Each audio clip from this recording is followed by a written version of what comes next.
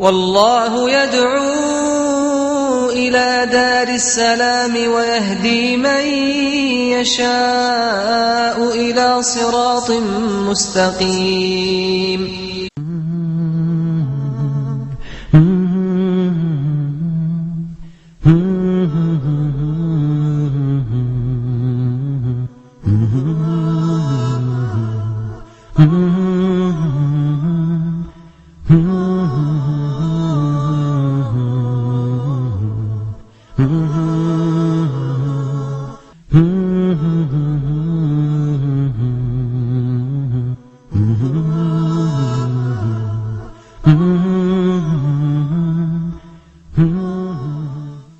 بسم الله الرحمن الرحيم. الحمد لله والصلاة والسلام على رسول الله وآله وصحبه ومن اهتدى بهداه.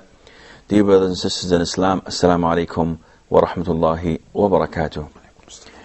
We continue to talk about the seerah, the most or one of the most valuable divisions of knowledge in Islam.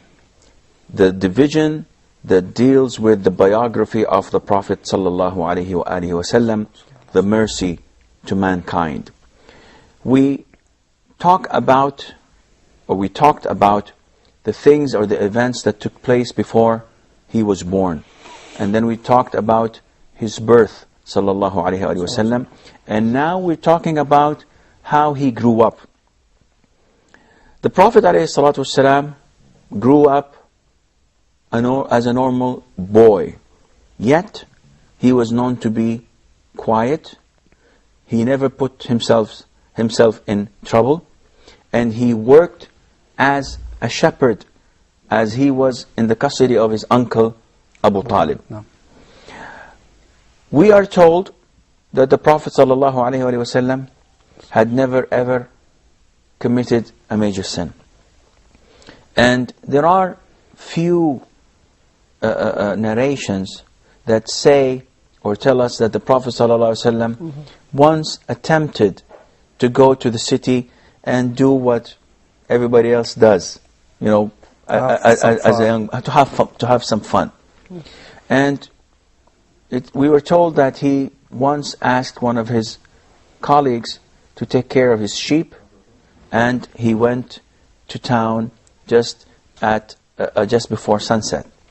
And as he was going into town, just before going into their clubs, he heard some music coming from a nearby wedding.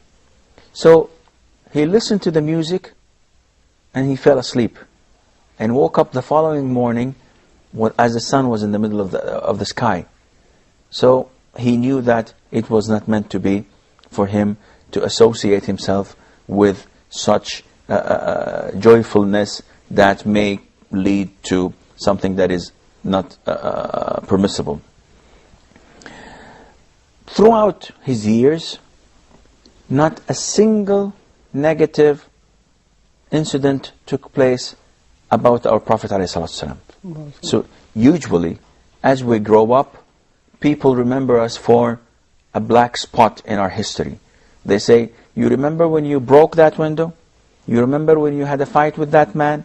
You remember when you did this or stole that, or any incident that would mark a stain in your record. The Prophet ﷺ never ever had this stain. As he grew up, he was known among his peers, among his people, to be the trustworthy and to be the honest, the faithful.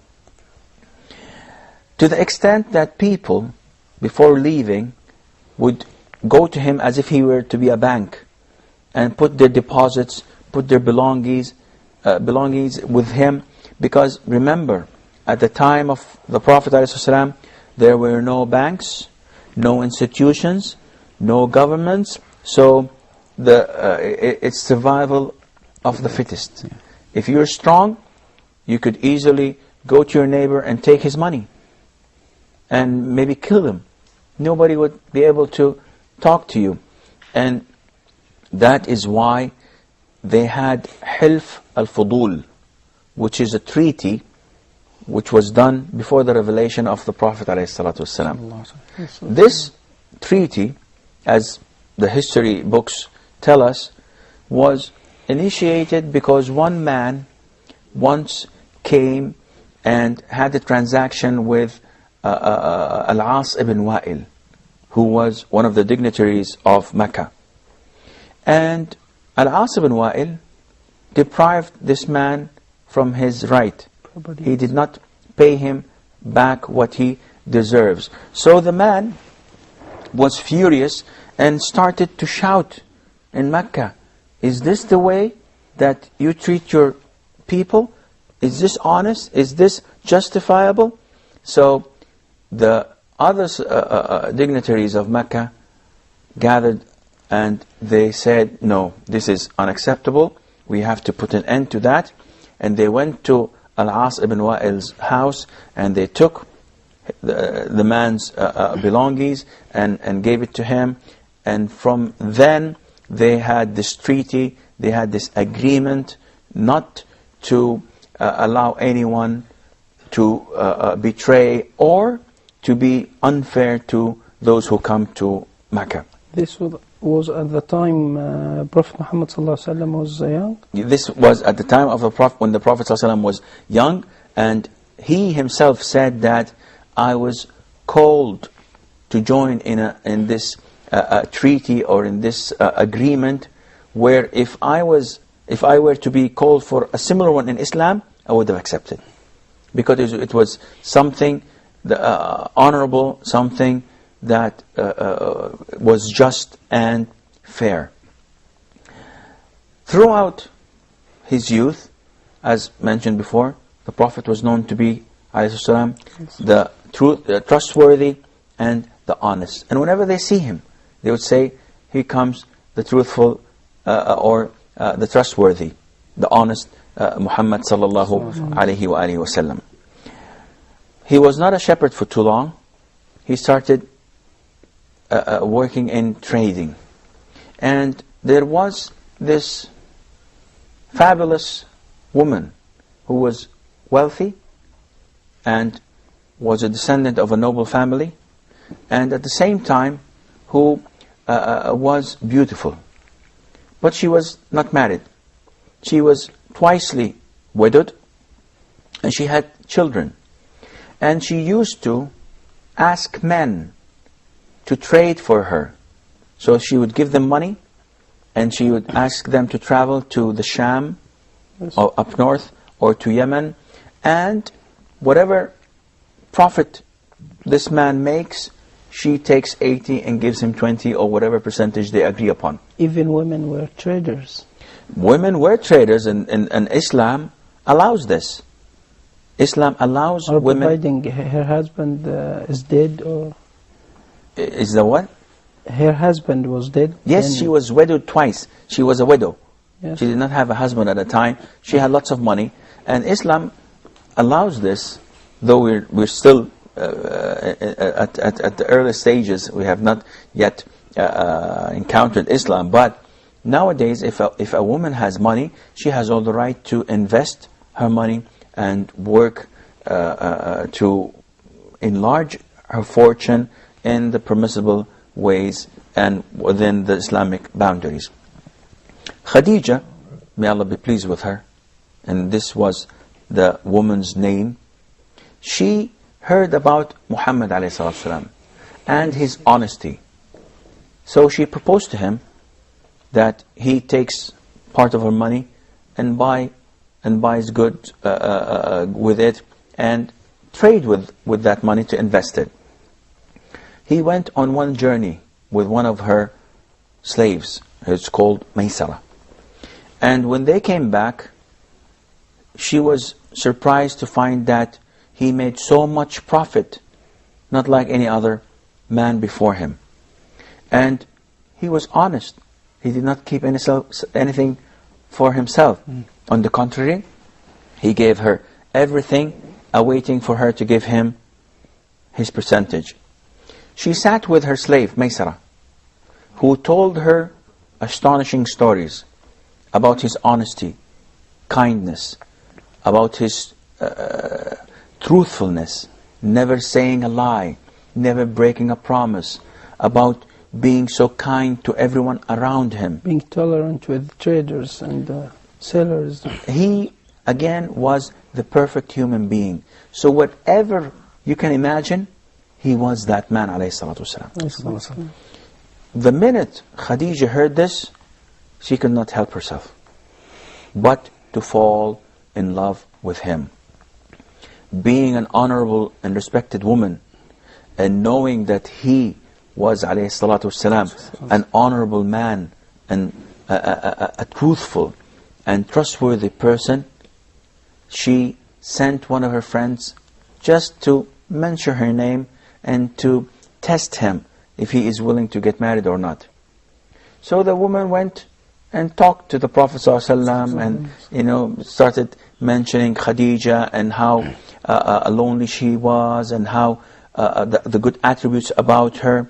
And the Prophet at the time was 25 years old, ﷺ. Khadija herself, the majority of scholars say she was 40 years old. There are some narrations that say that she was 28 years old. But we will go with the majority and consider her to be 40 years old. Khadija, may Allah be pleased with her, sent her friend who proposed to the Prophet ﷺ.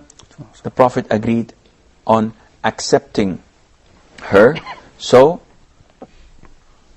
he went to his uncle and told his uncle Abu Talib that I'm interested in marrying this woman. Abu Talib was happy because she comes from a noble family and also she is rich. So they approached her uncle, they proposed to her uncle, and her uncle approved of the marriage. She conceded and they got married. Then the age of woman is not a problem, as we believe today. Actually, the age of a woman is not a problem, but it helps. See, this is not the case to marry someone who's older than you. But if the woman you're interested in has virtues that call you to marry her, if she is a woman with excellent behavior, if she has a good faith, a good faith and strong belief in Allah Azza wa Jal, committed, practicing Muslimah, then the age is a secondary stage. And has money. Well, money is a helping factor, but again, personally speaking, I would not marry a wealthy woman, because it's always better to have the upper hand. You do not want, at the end of the day, someone to insult you if she's rich and she pays something to you and tells you that I did this for you and I did that for you. No. You have to be a good husband. It is your responsibility to support your wife. It's not hers to pay anything for you. I believe that we have a short break, so stay tuned.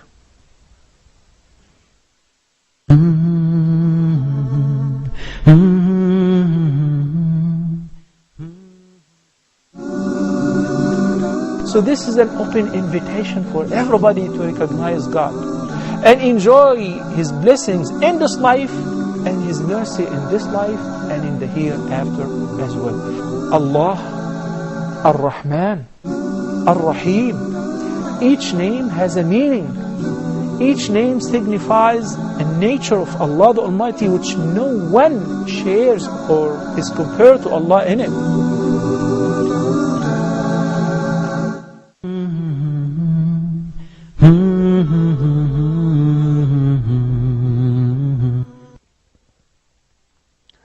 Assalamu alaikum rahmatullah and welcome back. The Prophet sallallahu alaihi wasallam was happily married to Khadija, and they lived a very happy life. They had children, and the Prophet sallallahu alaihi wasallam was known to be Abu al-Qasim, because he had Al-Qasim and he had Abdullah, and they all died in their infancy. And he had 4 daughters from Khadija. He had Zainab, he had Kulthum, and he had Fatima, and also he had Ruqayya. And again, they all died in his lifetime, with the exception to Fatima, who died after 6 months after he died, sallallahu alaihi wasallam. He had a very happy life with Khadija. And indeed, he had a very happy life because Khadija was the perfect wife. Wise, beautiful, knowledgeable. She took good care of our Prophet ﷺ, who she could not help but love him. The Prophet ﷺ, whenever he remembered Khadija, he would feel so faithful to her. And he had tremendous love to her, to the extent that she had a sister, and her sister's name was Hala. And whenever the Hala would visit the Prophet ﷺ, and we're talking about 10 years down the line, 10, 15 years down the line, whenever she would visit the Prophet ﷺ, he would honor her and give her presents just because of the memory of Khadija. And in one incident, he heard her voice once, and then he said, "Oh Allah, Hala, the sister of Khadija?" And Aisha was there. So she could not help but feel jealous. So she said to the Prophet ﷺ, complaining in anger, "Why do you always mention a woman that was 60, 70 years old, skinny," and she started describing her in a very nasty way. Out of jealousy, of course. She was a child herself. "Why do you keep on recalling her and remembering her? Allah Azza wa Jal has given you far greater wives, greater wives than her." The Prophet ﷺ was outraged. He was so furious and angry that he said to her, "By Allah, he did not give me better than her ever. She believed me when people thought I was a liar. She supported me with her money when people deprived me from shelter and support. She stood beside me when everyone abandoned me. Allah Azza wa Jal has given me children from her where everyone else I was deprived from having children from. By Allah, I was not substituted, I was not given better than her." Aisha, may Allah be pleased with her, hearing this, said, "By Allah, I swear that I will never mention her in a negative way after that." This shows you the amount of love our Prophet ﷺ had to Khadija. And indeed, she had all the right to be loved with all the support she gave our Prophet ﷺ, with all this tremendous care and love she provided him. She deserved to be remembered after all these years, after she passed away, after the Prophet ﷺ married 7 or 8 or 9 women after her, yet she still had a very, very special place in his heart. Nowadays we have a saying that says, "Behind every great man there is a woman." Could this saying be applied to the case of Prophet Muhammad ﷺ and our brother? Most definitely, but she was not the cause of him being great. But indeed she was the best support any man could have. And going back to the way she treated the Prophet ﷺ, we don't have a lot of hadiths covering this, but we can understand by the indications here or there. For example, the Prophet ﷺ told us, and we were told, that while the Prophet ﷺ and Khadija were there, the Archangel Gabriel came. Khadija did not see him, of course. So the Prophet is telling Khadija, "Oh Khadija, this is Gabriel saluting you." So she said, "Wa alaihi sallam." He's saying, "Salamu alaikum." She said, "Wa alaihi sallam." She then looked at the Prophet ﷺ. The Prophet told her, "Khadija, Gabriel tells me that Allah Azza wa Jal is giving you the glad tiding of a big house of pearl.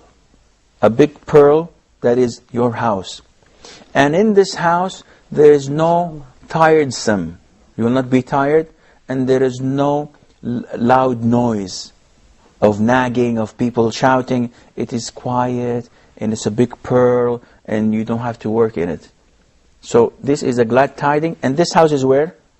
The paradise. It's in paradise. Now, if we look at this glad tidings, one would wonder, why did the Prophet ﷺ mention to us that the characteristics of this house in paradise, that there is no tiresome in it, you will not be tired, and there is no loud noise and a noisy environment in it? It's very simple. Maybe because she used to suffer from tiredness during the life of the Because she used to work herself in her house, and she suffered bearing 6 children. As a reward from As a reward from Allah Azza wa Jal. And what about the loud noise? Because she provided the Prophet ﷺ with the quietest environment for him to contemplate and to sit in comfort. Before da'wah to Allah Azza wa Jal even, but also after da'wah to Allah Azza wa Jal, she gave him the right environment. Now look at our houses. And whenever I talk to the brothers complaining from their wives, the most complaint that comes on top of the list would be nagging. They always complain of their wives nagging, shouting, having a loud voice when speaking, making a scene out of nothing. Khadija was at all not like this. She was the perfect wife. She was the perfect mother. And you can tell by her offsprings. When you look at Fatima, may Allah be pleased with her, you will find that she did raise excellent children. Because even Fatima, who was a young child, used to stand in front of the dignitaries of Mecca, the tyrants of Mecca, and shout at them and swear at them whenever they used to abuse her father or do something that is wrong to him. She used to stand in front of them although she was 6 or 7 years old. This shows you the manner and way that these children were brought up. And all of this is accredited to the mother Khadija bint Khuwaylid. May Allah be pleased with her. Sheikh, I also heard a hadith. Prophet Muhammad sallallahu alaihi wasallam said, many men are perfect, but only 4 women are perfect. Okay. And then mentioned Asiya, Maryam bint Imran, and Khadija bint Khuwaylid, and Fatima bint Muhammad. Well, Fatima was not, not, as I recall, Fatima was not one of them, if I recall correctly. It is Khadija, Asiya, the wife of Pharaoh, Maryam, and the 4th one I forgot. But probably it can be Fatima. It can be someone else. I'm not sure of that. This is true.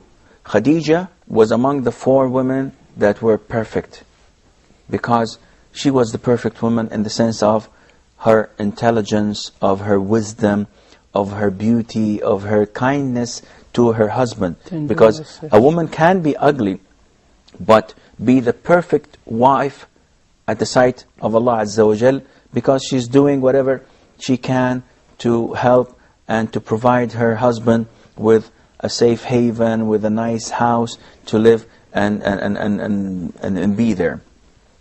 Coming back to our story, the marriage was a perfect one, except to the death of the boys, Abdullah and Al-Qasim, in their infancy.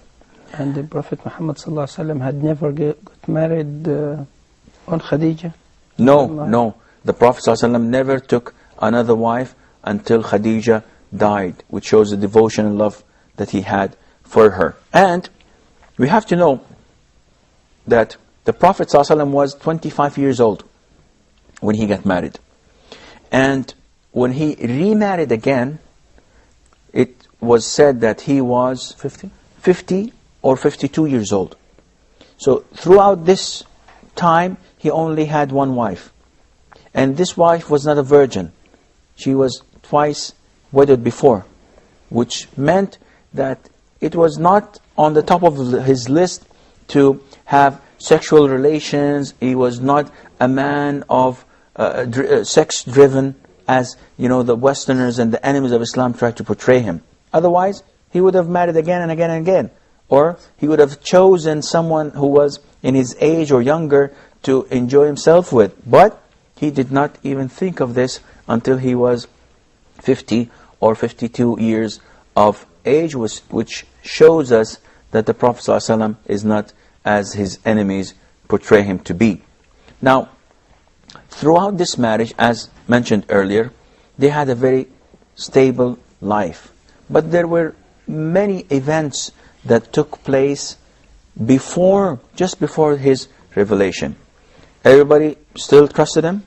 They all thought of him as trustworthy, as the honest man. He had a position among the people. They accepted him because of his noble tribe, because of his honesty and trustworthiness, and because they could gain a lot from his wisdom. It's true, he did not talk a lot. But it's also true that when he talked, it was filled with wisdom. And they all respected his opinion that they usually would seek, because he had a very sound opinion and wisdom. I'm afraid that this is all the time we have for today's program. Inshallah, we will meet again with you. And until then, fi amanillah. Wassalamu alaikum wa rahmatullah. Mm-hmm.